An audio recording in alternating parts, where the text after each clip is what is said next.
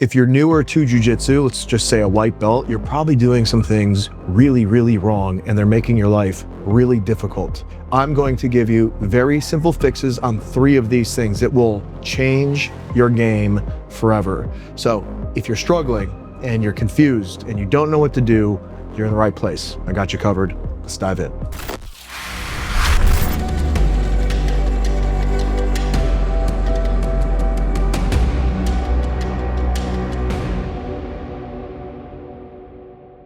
Now, these 3 tips I'm about to give you are things I've picked up in my 10 years of jiu-jitsu training. I see white belts making the same mistakes over and over again, and it makes their jiu-jitsu journey a bit more difficult.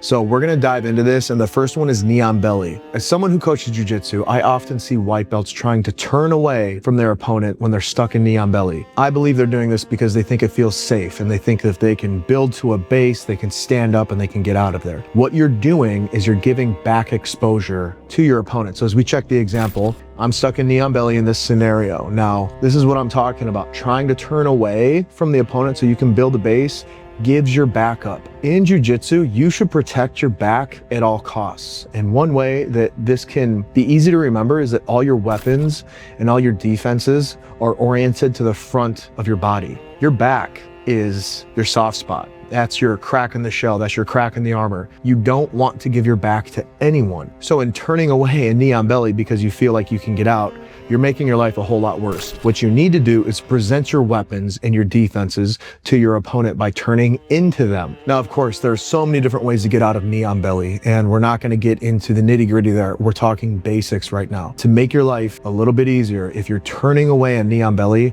you got to turn towards your opponent. That's going to give you all kinds of handles and levers and opportunities to create movement and opportunities to create space. So knee on belly, tip number 1, turn towards your opponent. Do not turn away. Most people don't realize this, but your gear can either help you or hold you back.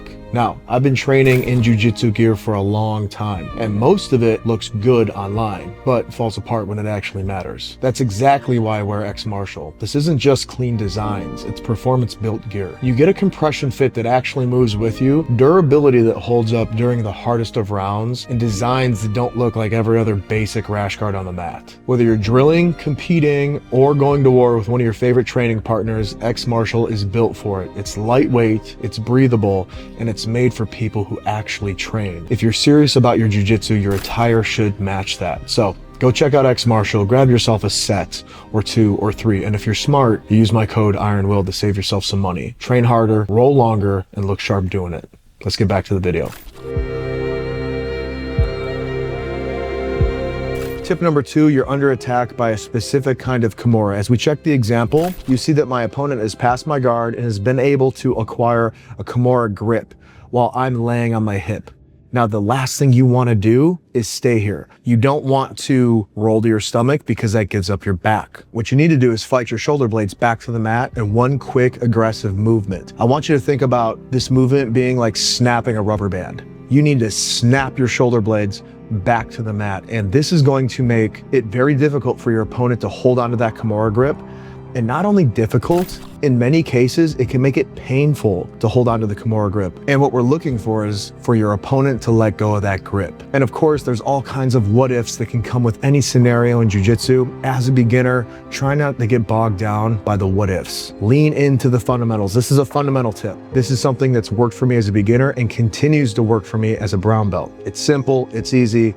It doesn't require me to give you a lot of details. You're fighting your shoulder blades back to the mat. And as you can see, as you begin to evolve these things from that failed Kimura, if he hangs on to it, there's opportunity for arm bars in there. There's all kinds of different things that you can do. There's always a counter to the counter to the counter to the counter in jiu-jitsu, which is one of the reasons why I love it, because it's such a deep martial art. You're never going to know all of it, but the fundamentals will take you very, very far. Last but not least, defending the rear naked choke in a very specific way. There's multiple ways to do this. There's multiple ways to save yourself from the rear naked choke. I want to talk about one very important piece of defending this choke, and that's getting out of it, okay? I feel like I see a lot of content on how to defend the choke, but not really enough to get yourself out of there. So that's exactly what we're talking about. So as we check the example, you can see that my partner has me in a rear naked choke. What I need to do as I'm defending the choke, I'm trying to fight my shoulder blades to the mat. You can see that I'm trying to scoot my body away from his, right? In the rear naked choke, typically from this position, he's not going to be directly underneath you. He's going to be canted off to one side or the other. The side that you are leaning more towards is the way that you're going to scoot. So you're not trying to scoot across his body, you're trying to scoot away from his body, okay? And by getting my back or my shoulder blades to the mat, he starts to lose the rear naked choke altogether. Now, again, of course, there's what ifs and there's ways to hit this choke from the side.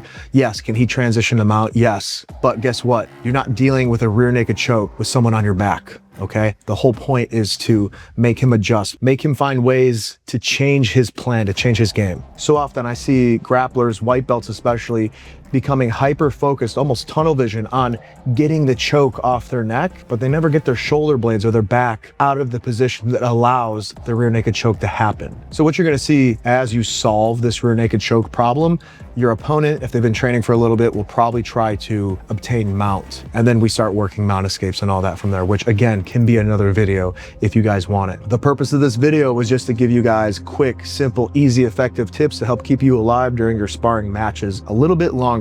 You don't necessarily, especially as a white belt, need to beat everybody, but you should start to become a pain in the ass for everybody. That's good defense. Don't be easy to submit. Be a frustrating problem for these guys. That's one aspect of having good defense, just not being easy to submit. So as you progress, I think you'll see that these tips will come in handy. If you have other problems that you're dealing with, maybe you're a white belt, maybe you're a blue belt, maybe you're a purple belt and you're looking for problems that you need to solve and haven't had a lot of opportunity to find content on that, drop them in the comments. I'm always looking for new stuff to film. I'm here to help you guys and I always appreciate the comments. So with that, you know how we like to end them, sometimes backwards, always forwards. I'll see you in the next one.